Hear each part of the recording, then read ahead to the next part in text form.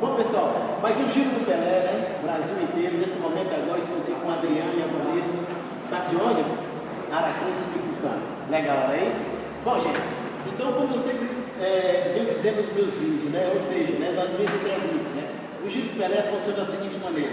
Não adianta eu ficar falando das minhas conquistas que o Brasil inteiro já conhece. Mas vou aproveitar aqui, estou juntamente com a Adriana aqui, que é lá de Aracruz, Espírito Santo. Adriana, me fala uma coisa aqui.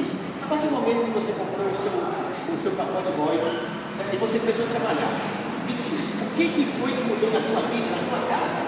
A empresa precisa saber, o brasileiro precisa saber. Não, o Pelé quer saber também.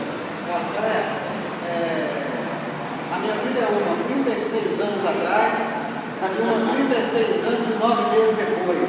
Olha que bacana. Então, assim, tudo que eu tenho nos meus 36,9 anos de idade, foi conquistado com o Alex Freire.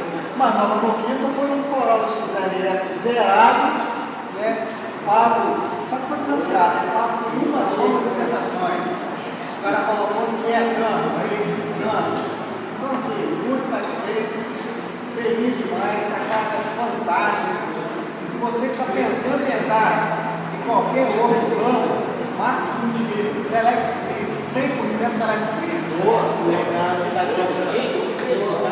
porque essa é a edificação que nós precisamos. Eu vou perguntar aqui a Vanessa, na verdade. Diga para mim aí, como é que vocês vão ajudar na entrega de música, você comprou o seu? Eu me arrependo de ter entrado. Mas não tem poder, não tem nada dentro, hein, gente? É isso aí, ó. O Giro do Pelé para todo o Brasil. Um beijão para todos vocês. Um dia estou na cidade de vocês, ok? 100% Telex Freire. Vai lá. 100%?